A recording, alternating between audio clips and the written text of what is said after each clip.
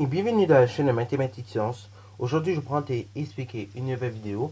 Cette vidéo donc en mathématiques pour les troisièmes, dans laquelle tout simplement nous allons aborder un nouveau chapitre.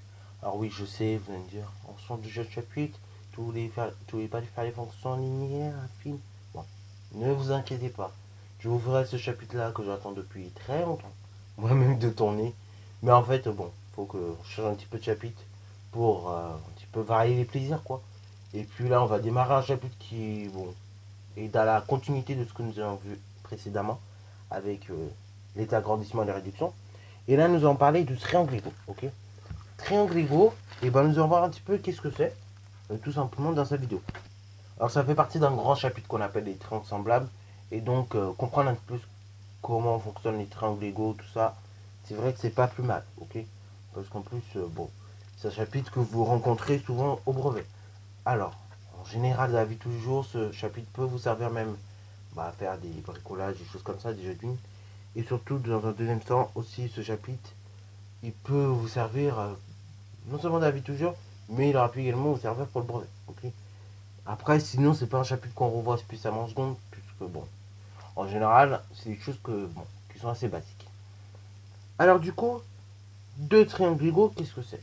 Et bah, pour comprendre un peu ce que c'est que deux triangles égaux, et bah, je vais vous en tracer un déjà. Et tel que on va comprendre un petit peu ce que c'est qu'un triangle, enfin que deux triangles égaux. Voilà donc un triangle que je vous ai tracé ici. Donc comme je disais, voici un triangle que je vous ai déjà tracé. Et maintenant on aimerait tout simplement, donc je vais vous tracer un segment homologue. Donc voilà, comme on appelle des segments des triangles égaux. Donc ce sont des segments homologues. Et donc je vais vous tracer un segment qui est homologue à un des segments du triangle ci-contre. Ok. Donc ici, on va le nommer A', B'.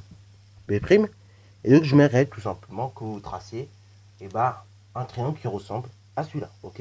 Donc quand je dis qu'il ressemble, c'est vraiment aux mêmes mesures. Genre aux mêmes mesures, même alignement. Donc je vais se mettre la vidéo en pause pour trouver une petite solution à ça. Bon, voilà donc comment on pourrait voir les choses. Vous pourrez avoir deux solutions en fait. Pour tout simplement ce triangle, pour tracer deux triangles égaux. À partir de ces segments déjà donnés.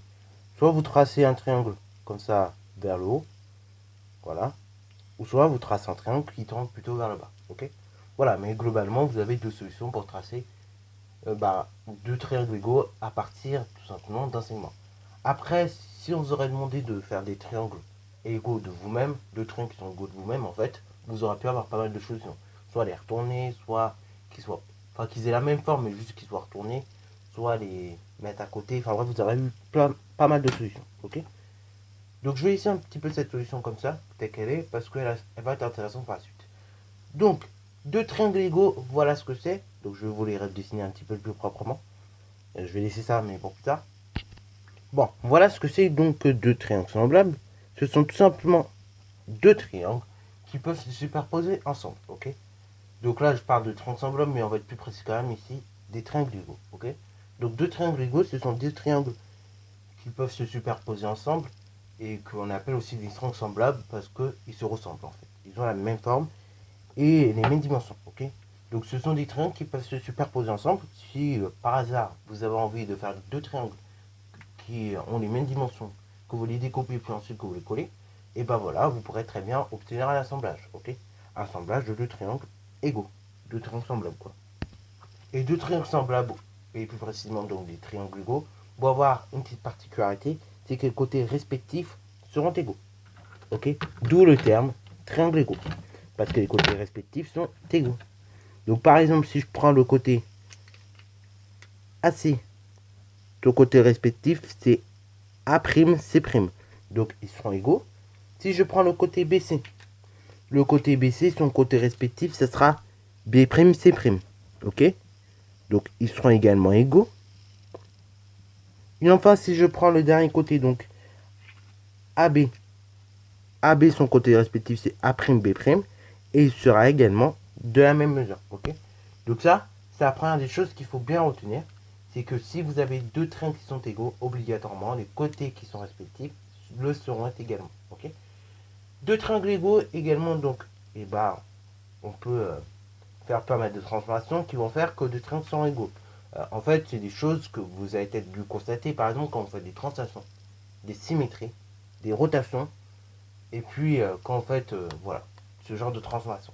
Les homothéties, vous le verrez, enfin, vous le verrez pas du tout. Mais au niveau de translation, rotation et symétrie, je peux vous assurer que vous allez obtenir des triangles qui sont égaux. Ok? Donc deux triangles qui sont égaux et qui auront donc ces particularités-là. C'est qu'ils auront les mêmes mesures. Ok? Les mêmes mesures au niveau des côtés respectifs. Donc, d'où la figure que vous avez tracée tout à l'heure. Par exemple, si on faisait une symétrie axiale, et ben on aurait eu ce genre de figure. Ok? Des triangles qui, tout simplement, ont des mesures respectives qui sont égaux. Ok? Voilà, voilà. Si on fait une translation, de ce cas-là, et c'est pareil. J'ai deux triangles également qui sont tout simplement égaux, ok? Qui ont leurs côtés respectifs qui sont égaux. Et ensuite, si au contraire je fais une rotation, ok? Par exemple, entre, je sais pas, ce triangle-là et celui-là, admettons, et pareil, il y aurait deux triangles qui seraient égaux. Voilà. Alors, une petite particularité également qui est assez intéressante à observer sur des triangles égaux, c'est que d'accord, les côtés respectifs sont égaux, mais vous avez également les angles respectifs qui seront égaux. Ok?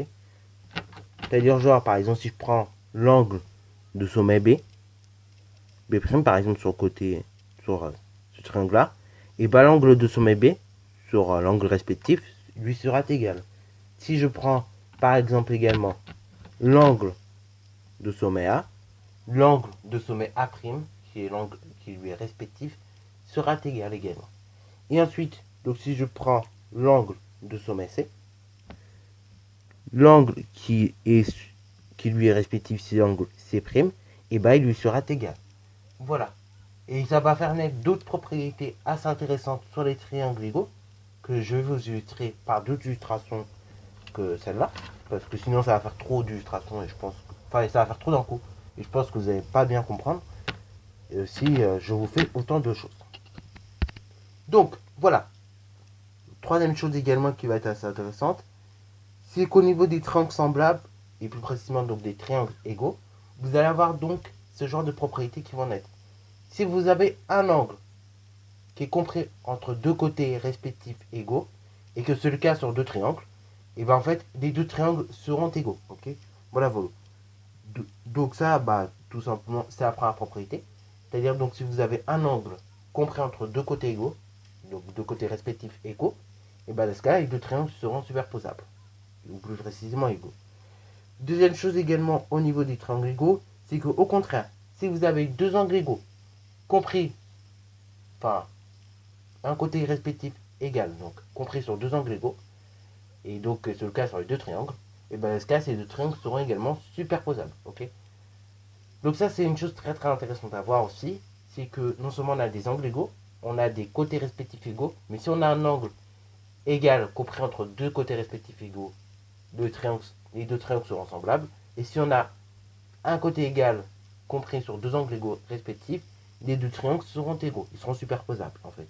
Voilà, vous pourrez faire les tests chez vous, hein. Vous faites un triangle dont vous connaissez, par exemple, je sais pas moi, deux angles et un côté, vous faites deux fois, vous superposez, vous allez voir, ce triangle sera superposable. Vous faites la même chose donc pour illustrer la propriété précédente. Si vous faites deux triangles qui ont tout simplement ce coup-ci deux côtés respectifs égaux et un angle compris entre les deux, pardon, et ils seront égaux, ils pourront se superposer ensemble. Ok? Donc voilà tout ce que vous avez à retenir au niveau des triangles égaux. Donc c'est pas mal de propriétés qu'il faut malheureusement bien et bien apprendre par cœur et qu'il faut surtout bien comprendre. Parce qu'en fait, une fois que c'est compris, il n'y a pas trop besoin d'apprendre par cœur.